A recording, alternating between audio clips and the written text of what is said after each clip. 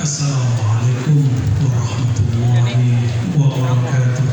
Waalaikumsalam warahmatullahi wabarakatuh. Alhamdulillahi rabbil alamin. Alhamdulillahi rabbil alamin. Hamdal hamidin, hamdal mustaghfirin, hamdan yuwafi ni'amahu wa yukafi'u mazidah. Asyhadu an la ilaha illallah wa asyhadu anna Muhammadan abduhu wa rasuluh. Allahumma salli wa sallim wa barik ala sayyidina Muhammad al-munazzal alayhi al-Quran, bal huwa haqiqatul Quran, wa ala ashabihi wa ahli baitihi wa dhurriyyatihi wa warasatihi ajma'in. Nusyhidukum bi an la ilaha illallah wa anna Muhammadan abduhu wa rasuluh, wa nusyhidukum bi anna al-jannata haqqun wa anna an-nara haqqun. ونسأل الله أن يختمنا بحسن الخاتمة بشفاعة القرآن الكريم آمين رب العالمين. Puji syukur kehadirat Allah Subhanahu wa taala. Alhamdulillah. Al-Fakir kami diizinkan Allah taala hadir untuk haflah khatmil Quran. Ini berapa orangnya jumlahnya dek? Ini apa bahasa Jawanya? Adik wedok, banat semuanya. Nggak ada perempuan, nggak ada laki-lakinya. Nggak ada. Awas, apa? Semoga yang berkhatam Allah berkahi zahir dan batin. Juga salawat kepada hadirat Nabi Muhammad SAW. Lallahu ma'arafna al-Quran wa ma'atalawnahu wa ma'atara'nahu kaubukan kata Nabi Muhammad SAW. Tidak ada satu pun kita yang mampu baca Quran. Maka jazallahu anta ya Sayyidina Muhammad.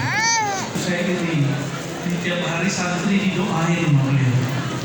Jika ada hadis bapak ibu-ibu, halo yang berisi, kalau ada hadis ad-doa mukhul ibadah, maka asy-syaikh apa? Kalau doa mukhul ibadah, asy-syaikh apa? Ruhul ma'ad.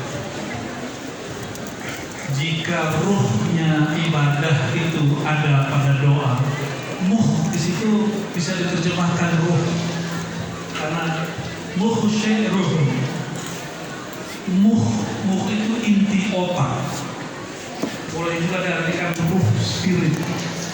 Jika doa itu adalah spirit ibadah, inti ibadah, maka inti pesantren adalah kiai.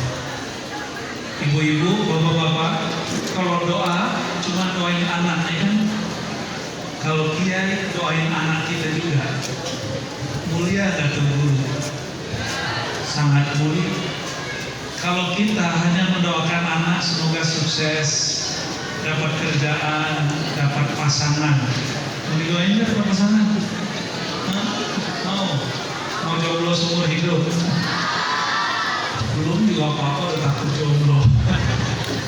Tenang, stok banyak.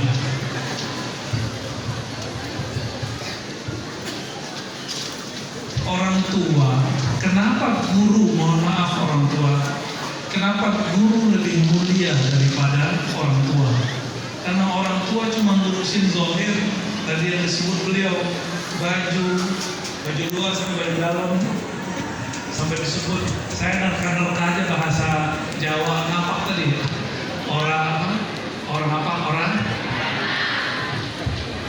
Alhamdulillah malam ini saya dengar langsung native speakernya. Alhamdulillahirabbil alamin. Kalau kita orang tua biasa doakan anak cuma zahir-zahir, lain dengan kiai, lain dengan guru. Kiai, guru masuk surga.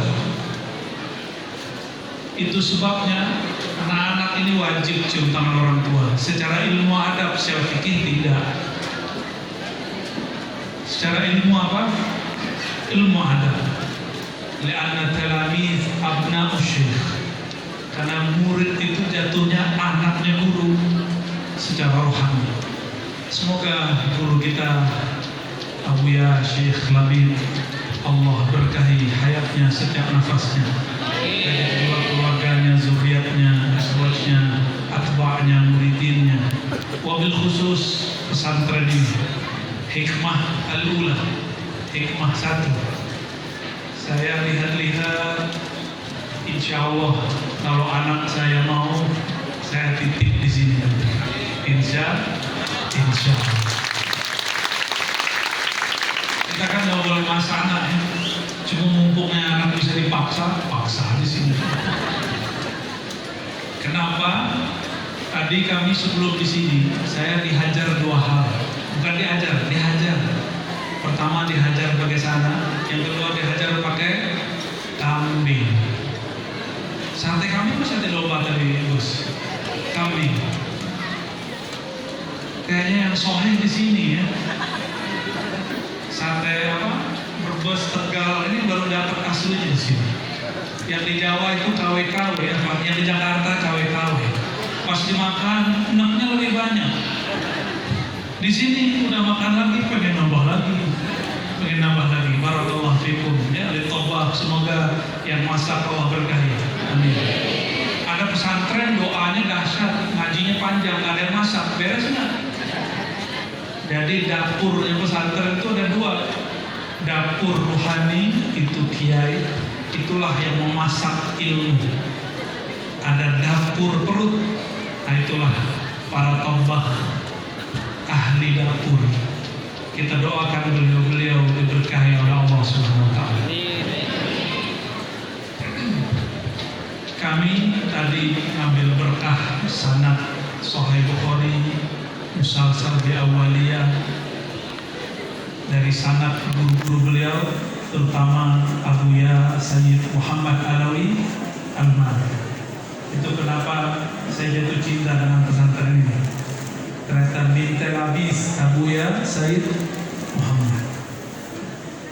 Kalau Abuya Sayyid Muhammad dan beliau ini benar Abuya. Kalau saya ini cuma dikasih gelar guru Abuya. Tapi Abuya yang sebenarnya yang di hadapan kita ini beliau lah. Ya. Tepuk tangan untuk beliau. Bid'ah nggak tepuk tangan? Tepuk tangan bid'ah nggak? Tepuk tangan itu nggak ada urusannya sama agama, itu urusannya sama tradisi, huruf. Yang penting jangan tepuk tangan lagi sholat. Ya, kalau lagi sholat gimana ya? Batal sholat. Baik, ini tabarukan karena hafal Quran. Walaupun kitab ini sudah banyak kita yang tahu, kitab Tibian, nanti kita tabaruk beberapa teksnya. Ditulis oleh Maulana Imam An-Nawawi.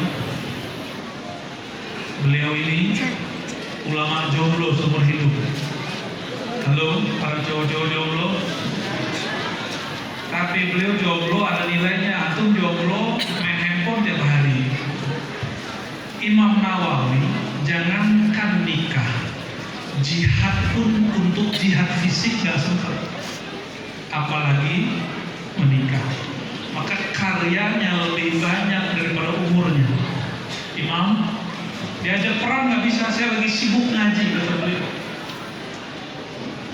Diajak ngapain aja, beliau sudah nulis babun nikah, sudah niat nikah tapi gak sempat nikah. Kalau bab nikah saya harus belajar ke beliau. Ya Gus ya. Allahumma sholli ala sayyidina. Jika ada orang bertanya, siapakah wali Allah? Jawabannya sederhana. Khairukum man ta'allama al-Quran wa 'allama. Susah-susah amat cari wali Allah. Wali itu manusia terbaik di alam semesta. Siapakah mereka? Man ta'allama al-Quran wa 'allama, yang mempelajari Quran dan mengajarkannya. Ditunggu dulu. Quran ini ada bacaannya, ada fiqhnya, ada ilmu akidahnya, ada ilmu hakikatnya. Jadi bukan berarti saya baca ikro, baca kiroati, tilawati, terus baca Quran dari awal sampai akhir langsung jadi wali. Belum tentu itu wali am. Karena wali ini dua, waliun am, waliun khas. Wali yang umum itu semua hamba yang mukmin yang cinta Quran. Ada yang khas. Yang khas ini yang dapat nurnya Quran, yang dapat nurnya Quran. Ketika tadi dibacakan hadis, dibacakan bahwa orang yang baca Quran nanti datang syafaat pada hari kiamat. Tadi beliau berdoa sampai nangis, Allahumma adkhilna al-jannah bi karamatil Quran. Saya mau tanya, ya Allah masukkan kami ya Allah ke surga dengan keramat Quran. Pertanyaan saya Bapak Ibu, tolong dijawab. Gampang pertanyaannya. Quran turun kepada siapa? Nabi Muhammad SAW. Tanpa Nabi Muhammad SAW terbayang nggak Quran? Kalau ini namanya mushaf. Buku itu mushaf, lembaran. Lembaran itu ciptaan Allah, sedangkan Quran kalam Allah, bukan dicipta. Nurnya Quran diturunkan kepada Sayyidina Muhammad SAW.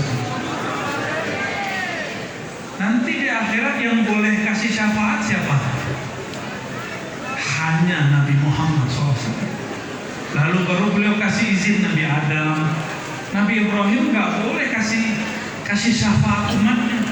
Hatta yashfa'un Nabi sallallahu alaihi wasallam, sampai Nabi Muhammad SAW kasih izin. Maka beliau mengatakan, Anal Fatih, akulah sang pembuka syafaat. Hatta itu Nabi Ibrahim baru dapat izin dariku, baru boleh kasih syafaat. Hadis syafaat itu panjang, 2 halaman di Sahih Bukhari dan Muslim. Bahwa semua para nabi tidak boleh kasih syafaat kecuali dengan izin Nabi Muhammad SAW. Maka kalau disebut hadis Iqra'ul Quran, hadis Muslim, Iqra'ul Quran, bacalah Quran, fa innahu ya'ti yaumal qiyamati syafi'an li ashabih. Sesungguhnya Quran datang pada hari kiamat memberi syafaat kepada ashabnya. Pembacanya siapa itu? Hakikatul Quran siapa? Hakikatnya Quran itu siapa? Ketika Sayyidah Aisyah radhiyallahu taala anha ditanya, "Ya Ummul Mukminin, Nabi itu perilakunya apa?" Ini hadis sudah masyhur di para kiai. Tapi ternyata hadis ini hadis terlalu terang sehingga orang lupa dengan makna hadis ini yang sebenarnya. Nah, Sayyidatuna Aisyah mengatakan khuluquhul Quran, akhlaknya Quran. Kalau akhlaknya Quran, terus beliaunya siapa? Beliaulah ruhul Quran. Beliaulah hakikatul Quran. Sallallahu ala Sayyidina Muhammad al-munazzal alaihi al-Quran. Mustahil Quran itu dipahami kalau nggak ada Sayyidina Muhammad sallallahu alaihi wasallam. Jadi yang datang itu siapa? Nabi Muhammad sallallahu alaihi wasallam. Iqra'ul Quran fa innahu ya'ti yawmal qiyamati syafi'an. Siapa yang izinin? Nabi Muhammad sallallahu alaihi wasallam. Al-Quran itu dari awal sampai akhir itu cerita tentang Sayyidina Muhammad SAW. Cuma saya punya dosen dulu di kampus, apa kata dia? Quran kalian ini kurang Muhammadiyah. Tuh, maksudnya apa, Prof? Masa nama Muhammad cuma 4 kali? Oh, ternyata si kiai nggak belajar ilmu asma. Padahal ilmu asma itu nama. Itu ilmu paling tua di alam semesta yang diajarkan kepada Sayyidina Adam. Apa ayatnya? Wa 'allama Adam al-asma'a kullaha. Kami ajarkan Nabi Adam semua nama. Dia nggak tahu, ini profesor loh, tamatan Timur Tengah. Kita bingung juga, dia di Timur Tengah mana dia? Mungkin Timur Tengahnya Sumbawa kali. Soalnya juga ada Timur Tengah. Dia tahunya nama Nabi Muhammad itu cuma Muhammad sama Ahmad. Padahal di Sahih Bukhari Nabi sebutkan ana Ahmad, ana Muhammad, ana Muhammad, ana Ahmad, ana Mahi, ana Aqib. Itu contoh-contoh aja, namaku banyak.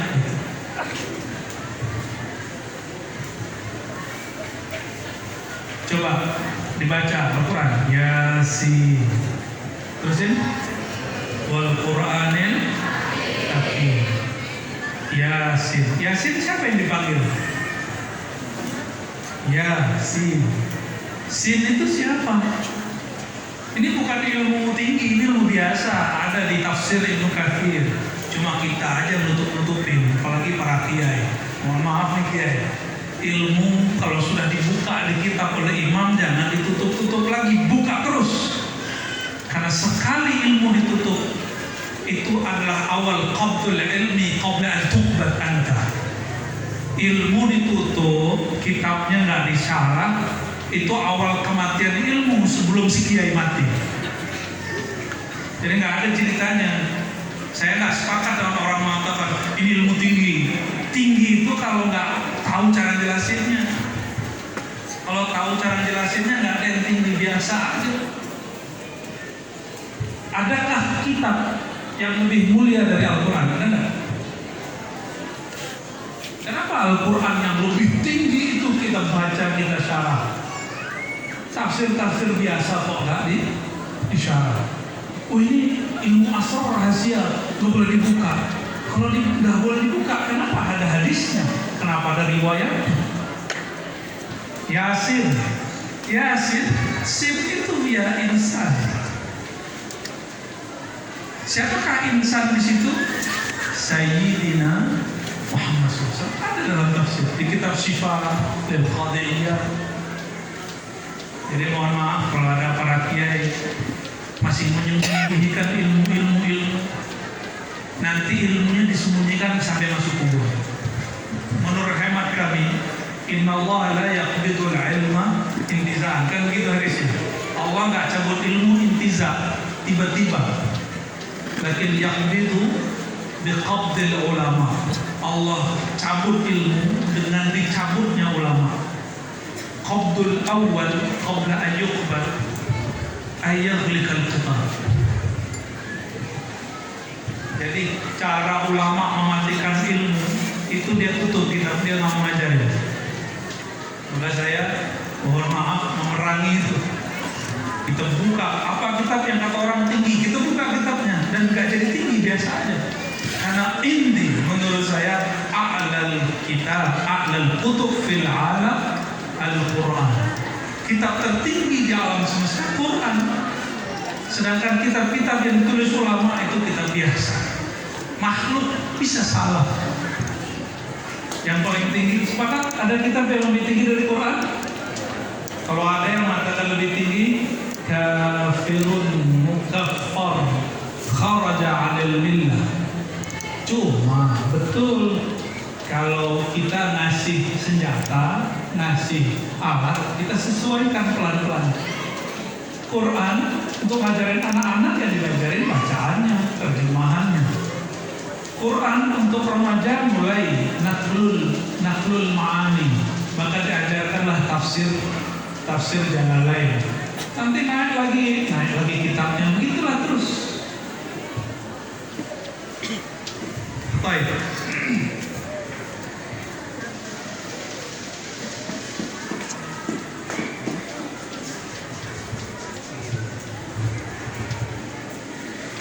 Ada yang menuduh para kiai, ulama NU, Aswaja tarbiyah Islamiyah, Nahdlatul Watan, Al-Khair, Sufi, Tasawuf, bahwa khatmul Quran itu dirayakan bid'ah. Pernah dengar nggak?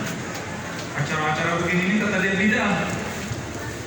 Nah, kebetulan kitab ini sebelum kita bahas yang serius-serius, beliau menyebutkan beberapa hal mengenai masyru'iyati khatmil Quran, dianjurkan khatam Quran dan mengundang orang. Ini ngundang orang ya, kita ngundang orang. Nah, kita bacakan pelan-pelan ya.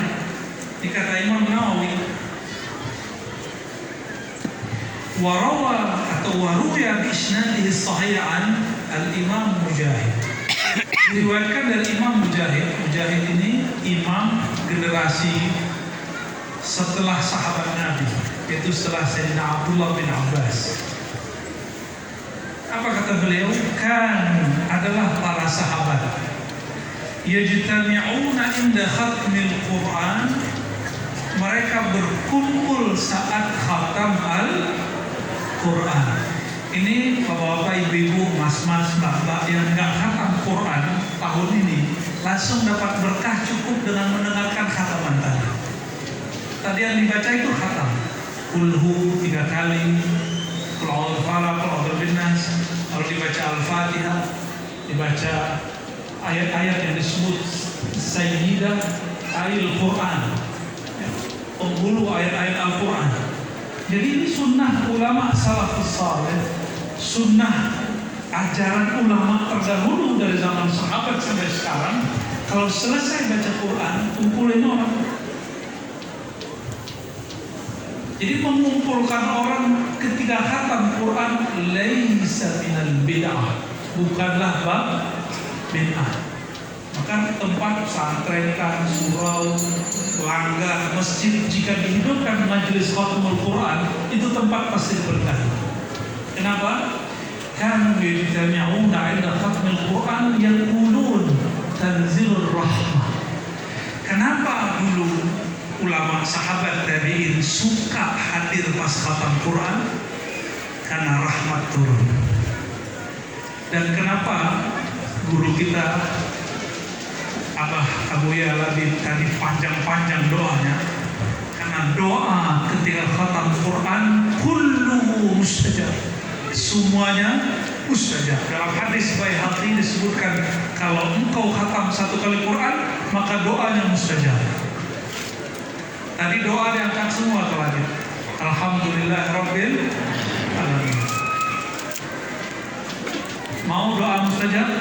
Dan jangan hanya kuburan iya, orang hidup lebih utama. Saya ini suka ziarah, tapi kalau di suatu kota itu ada ulama atau wali Allah, saya senang datang ke ulama ini. Kenapa? Datang ke ulama tambah ilmu, datang ke kubur tambah kelembutan hati.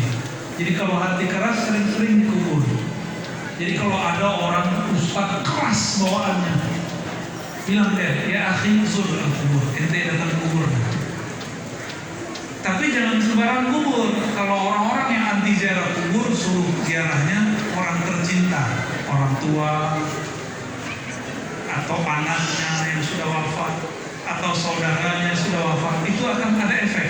Nah, ini tips ziarah kubur. Ziarah kubur, kenali siapa yang diziarahi. Jangan orang baca Yasin, kita baca Yasin. Orang baca Fatihah, kita baca Fatihah. Harus kenal. Maka ustaz-ustaz ahli kuburiyun harus mengisahkan kepada para peziarah, ini loh orang yang kita ziarah. Kembali ke sini. Kanu yajtami'una 'inda khatmil Quran wa yaquluna tanzilur rahmah. Ulama-ulama sahabat tabi'in, mereka suka hadir di majelis khatam Quran, walaupun cuma beberapa orang. Sayyidina Abdullah bin Umar, Sayyidina Abdullah bin Abbas, Ibnu Mas'ud, Abu Musa al-Ash'ari, itu sahabat-sahabat contoh. Kalau mereka khatam Quran, itu nyembelih domba, nyembelih kambing. Dulu